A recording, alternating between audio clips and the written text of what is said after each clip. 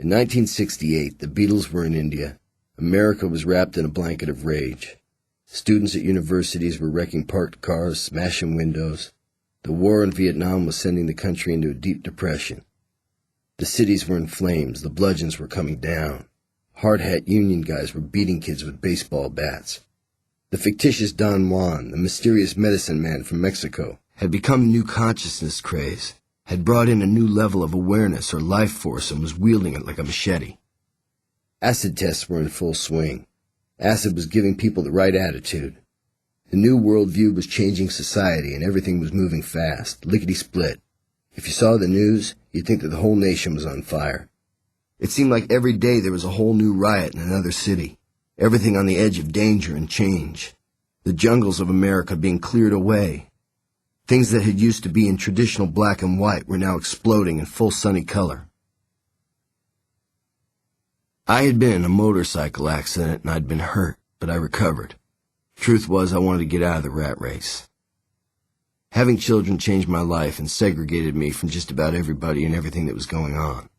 Outside of my family, nothing held any real interest for me, and I was seeing everything through different glasses. Even the horrifying news items of the day, the gunning down of the Kennedys, King, Malcolm X, I didn't see them as leaders being shot down, but rather as fathers whose families had been left wounded. Being born and raised in America, the country of freedom and independence, I had always cherished the values and ideals of equality and liberty. I was determined to raise my children with those ideals. A few years earlier, Ronnie Gilbert, one of the Weavers, had introduced me at one of the Newport folk festivals saying, "And here he is. Take him. You know him. He's yours." I had failed to sense the ominous forebodings in the introduction. Elvis had never been introduced like that. Take him, he's yours? What a crazy thing to say. Screw that. As far as I knew, I didn't belong to anybody then or now. I had a wife and children whom I loved more than anything else in the world. I was trying to provide for them, keep out of trouble, but the big bugs in the press kept promoting me as the mouthpiece, spokesman, or even conscience of a generation. That was funny. All I'd ever done was sing songs that were dead straight and expressed powerful new realities. I had very little in common with and knew even less about a generation I was supposed to be the voice of. I'd left my hometown only 10 years earlier. Wasn't vociferating the opinions of anybody. My destiny lay down the road with whatever life invited, had nothing to do with representing any kind of civilization. Being true to yourself, that was the thing. I was more a cowpuncher than a Pied Piper. People think that fame and riches translate into power, that it brings glory and honor and happiness. Maybe it does, but sometimes it doesn't. I found myself stuck in Woodstock, vulnerable and with a family to protect. If you looked in the press, though, you saw me being portrayed as anything but that. It was surprising how thick the smoke had become. It seems like the world has always needed a scapegoat, someone to lead the charge against the Roman Empire. But America wasn't the Roman Empire, and someone else would have to step up and volunteer. I really was never any more than what I was, a folk musician who gazed into the gray mist with tear-blinded eyes and made up songs that floated in a luminous haze. Now it had blown up in my face and was hanging over me. I wasn't a preacher performing miracles. It would have driven anybody mad. Early on, Woodstock had been a quiet refuge, but now no more. Road maps to our homestead must have been posted in all 50 states for gangs of dropouts and druggies. Moochers showed up from as far away as California on pilgrimages. Goons were breaking into our place all hours of the night. At first it was merely the nomadic homeless making illegal entry. Seemed harmless enough, but then the rogue radicals looking for the Prince of Protest began to arrive. I wanted to set fire to these people. These gatecrashers, spooks, trespassers, demagogues were all disrupting my home life, and it was backing me into a corner. Once in the midsummer madness, I was riding in a car with Robbie Robertson, the guitar player in what was later to be called the band. I felt like I might as well have been living in another part of the solar system. He says to me, "Where do you think you're going to take it?" I said, "Take what?" "You know, the whole music scene." "The whole music scene?"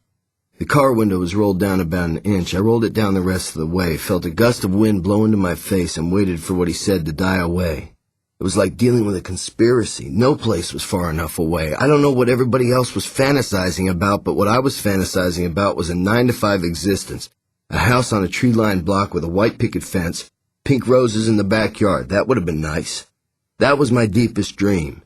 After a while, you learn that privacy is something you can sell, but you can't buy it back. Woodstock had turned into a nightmare, a place of chaos. Now it was time to scramble out of there in search of some new silver lining, and that was what we did. We moved to New York City for a while in hopes to demolish my identity, but it wasn't any better there. It was even worse. Demonstrators found our house and paraded up and down the front of it chanting and shouting, demanding for me to come out and lead them somewhere. Stop shirking my duties as the conscience of a generation. The neighbors hated us. To them it must have seemed like I was something out of a carnival show, some exhibition in the Palace of Wonders. They would stare at me when they saw me, like they'd stare at a shrunken head or a giant jungle rat. I pretended that I didn't care. Eventually we tried moving west, tried a few different places, but in short time reporters would come sniffing around in hopes to gain some secret. Maybe I'd confess some sin. Even if these reporters had been allowed in the house, what would they find? A whole lot of stuff. Stacking toys, push and pull toys, child-sized tables and chairs, big empty cardboard boxes, science kits, puzzles, and toy drums. I wasn't going to let anybody in the house. As for house rules, we didn't have many.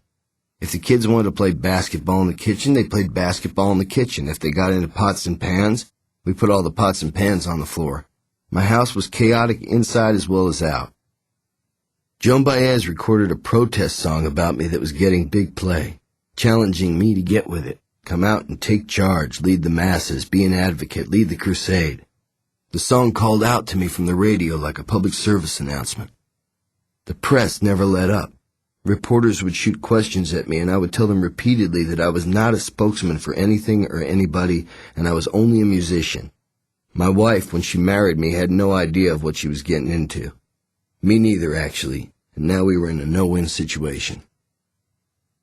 For sure, my lyrics had struck nerves that had never been struck before, but if my songs were just about the words, then what was Dwayne Eddy, the great rock and roll guitarist, doing recording an album full of instrumental melodies in my songs?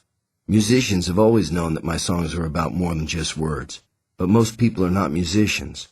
What I had to do was recondition my mind and stop putting the blame on external forces. I had to educate myself, get rid of some baggage. The solitude of time was what I didn't have. Whatever the counterculture was, I'd seen enough of it. I was sick of the way my lyrics had been extrapolated, their meaning subverted into polemics, and that I had been anointed as the Big Bubba of rebellion, high priest of protest, the czar of dissent, the duke of disobedience, leader of the freeloaders, kaiser of apostasy, archbishop of anarchy, the big cheese. What the hell are we talking about? Horrible titles any way you want to look at it. All code words for outlaw. It was tough moving around, like the Merle Haggard song. I'm on the run, the highway is my home. I don't know if Haggard ever had to get his family out with him, but I know I did. It's a little different when you have to do that. The landscape burned behind us. The press was in no hurry to retract their judgment, and I just couldn't lie there. Had to take the bull by the horns myself and remodel the image of me. Change the perception of it anyway. There aren't any rules to cover an emergency of this kind. This was a new thing for me, and I wasn't used to thinking this way. I'd have to send out deviating signals, crank up the wrecking train, create some different impressions. At first I was only able to do little things, local things, tactics really. Unexpected things like pouring a bottle of whiskey over my head and walking into a department store and act pie-eyed, knowing that everyone would be talking amongst themselves when I left. I was hoping that the news would spread. What mattered to me most was getting breathing room for my family. The whole spectral world could go to hell. My outer image would have to be something a bit more confusing, a bit more humdrum.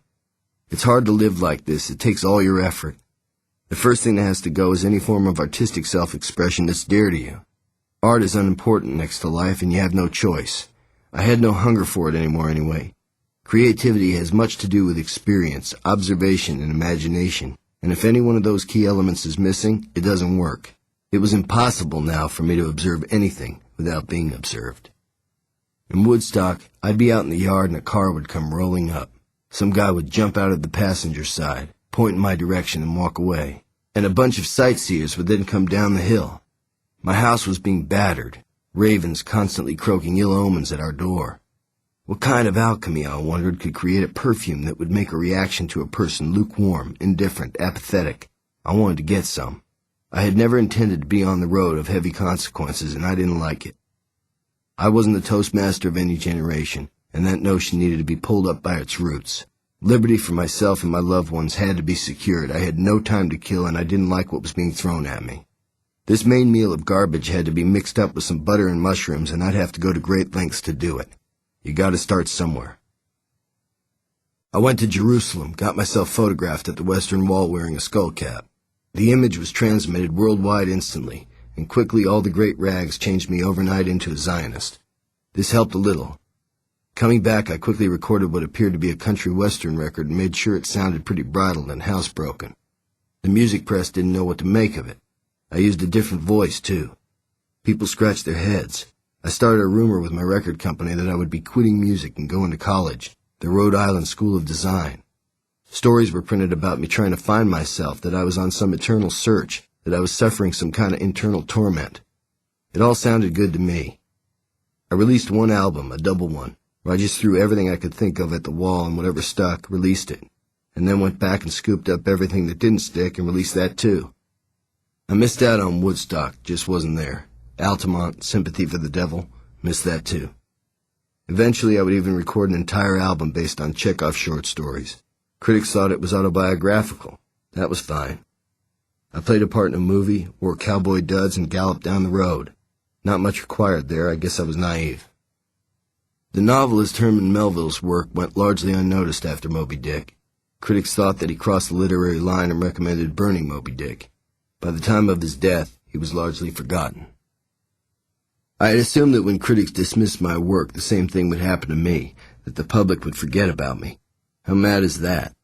Eventually I would have to face the music, go back to performing, the long-awaited Ballyhood reunion tour, gypsy tours, changing ideologies like tires, like shoes, like guitar strings. What's the difference? As long as my own form of certainty stayed intact, I owed nobody nothing.